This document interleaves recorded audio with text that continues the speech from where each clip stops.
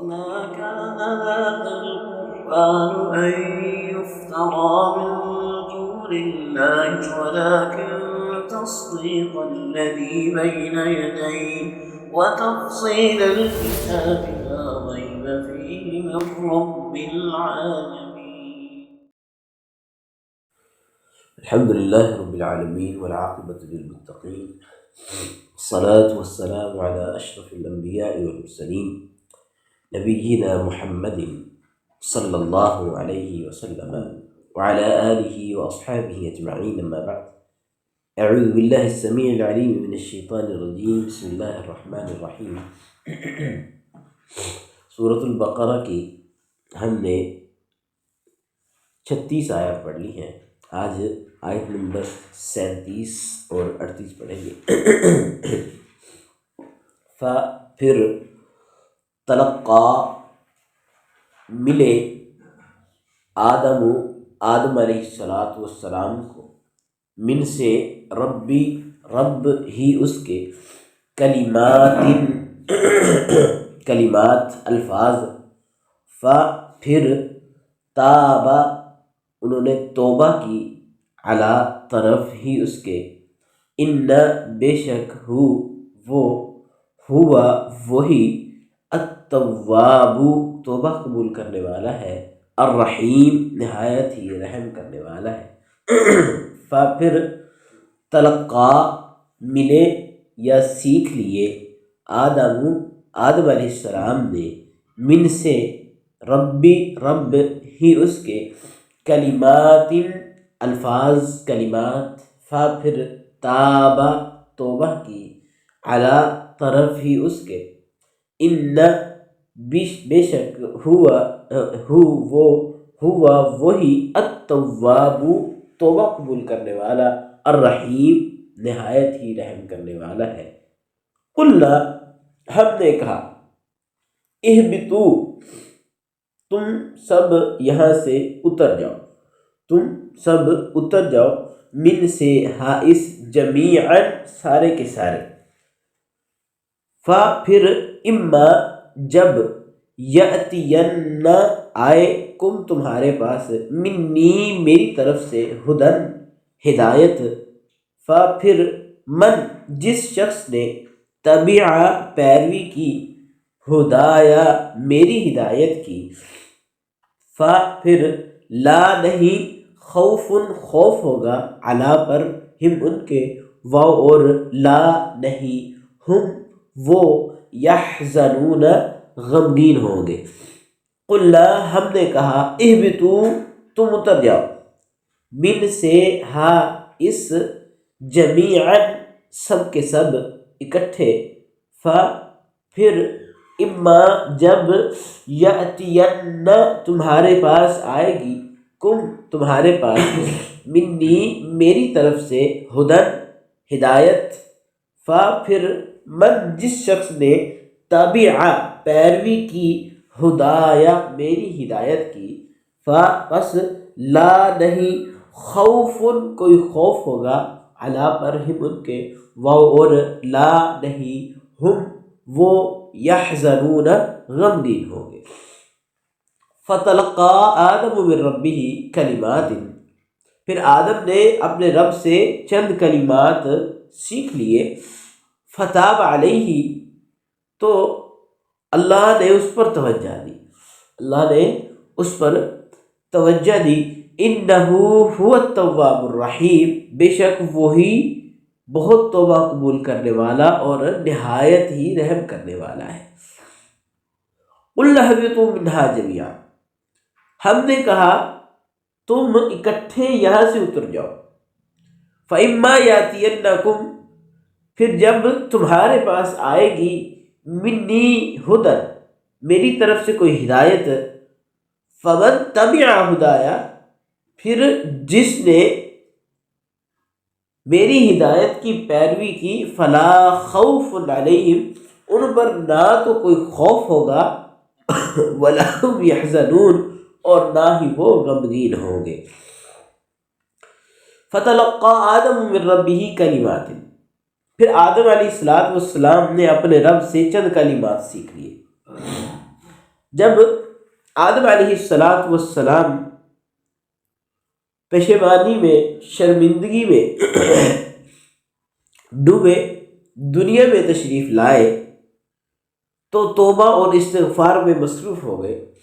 اس موقع پر بھی اللہ تبارک و تعالیٰ نے رہنمائی اور دستگیری فرمائی اور وہ کلمات معافی سکھا دیے جو سورہ اعراف میں اللہ تبارک و تعالیٰ نے بیان فرمائے کہ حضرت آدم علیہ السلام نے وہ کلمات پڑھے تو اللہ تبارک و تعالیٰ نے ان کی دعا کو قبول فرما لیا، ان کی توبہ کو قبول فرما لیا۔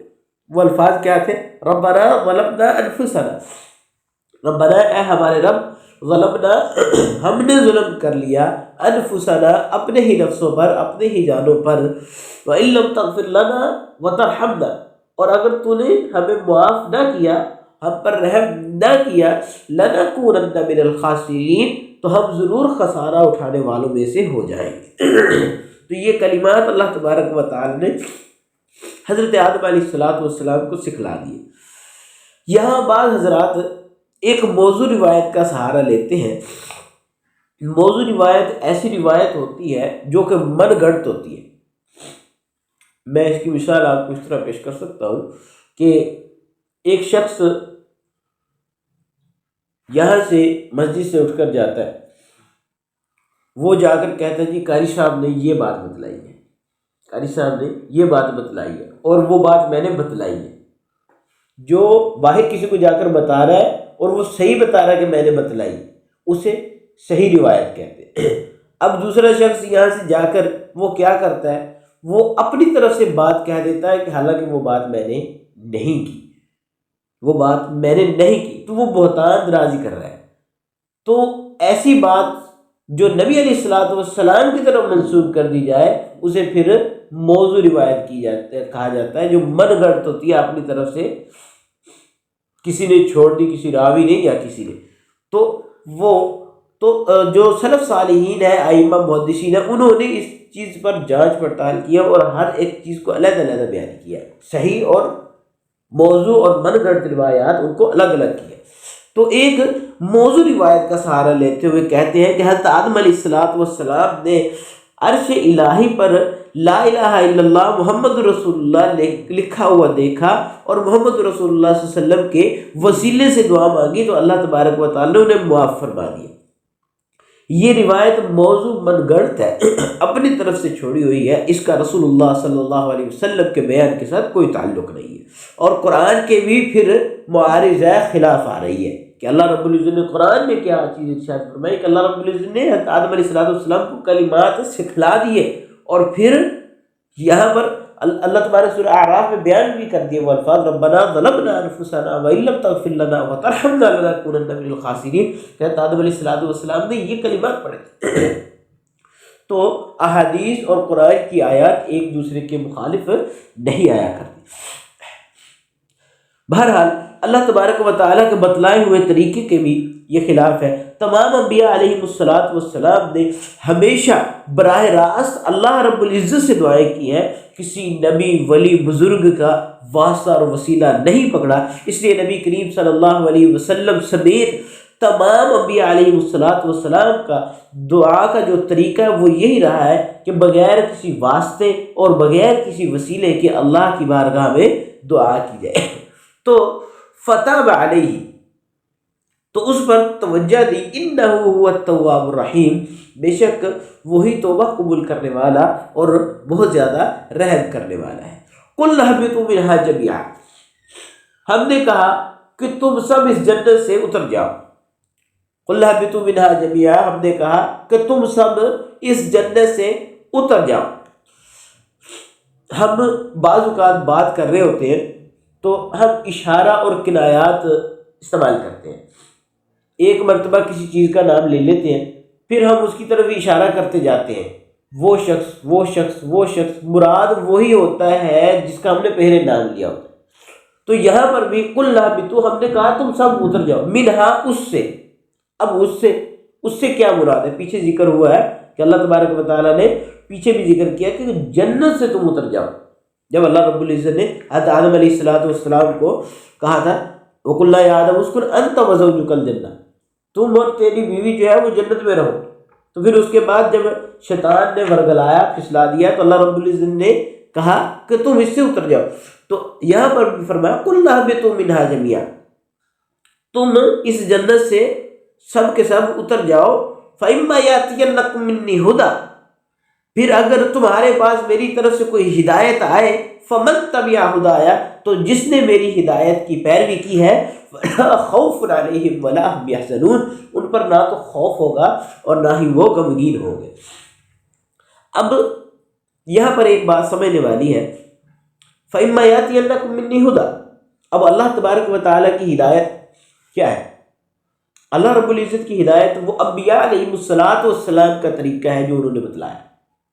فمن تبع ہدایہ، اب جس نے انبیاء علیہ السلام کے طریقے کو اپنایا، فلا خوف علیہم ولا هم يحزنون، ان کا نہ خوف ہوگا نہ وہ غمگین ہوں گے. اب نہ خوف ہوگا اور وہ غمگین نہ ہوں گے، کیا مطلب ہے؟ خوف کس بات کا نہیں ہوگا اور غمگین وہ کیوں نہیں ہوں گے؟ خوف اس کا تعلق آخرت کے ساتھ ہے اور غمگین اس کا تعلق دنیا کے ساتھ ہے.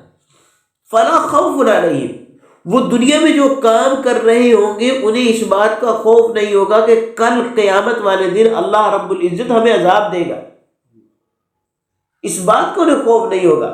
اور جب وہ کل قیامت میں روز محشر میں کھڑے ہوں گے، مقام محشر میں ہوں گے، تو وہاں پر انہیں غم نہیں ہوگا ان اعمال پر جو انہوں نے دنیا میں کیے ہیں. وہ یہ نہیں کہیں گے ہائے افسوس کہ میں نے یہ کام کر لیا ہوتا، ہائے افسوس میں نے یہ کام کیوں کیا. وہ افسوس نہیں کریں گے، غمگین نہیں ہوں گے، پریشان نہیں ہوں گے اس بات پر کہ ہم نے جو دنیا میں اعمال کیے وہ رائے گئے. انہیں اطمینان اور سکون ہوئے گا. دنیا میں انہیں ڈر نہیں ہے آخرت کا، اور آخرت میں انہیں دنیا کے کیے ہوئے اعمال پر غم نہیں ہوگا. تو یہ اس آیت کا مفہوم ہے. فمن تبع ہدایہ فلا خوف علیہم ولا هم يحزنون، ان کو آخرت کا خوف نہیں ہوگا اور آخرت میں انہیں دنیا میں کیے ہوئے اعمال کا غم نہیں ہوگا.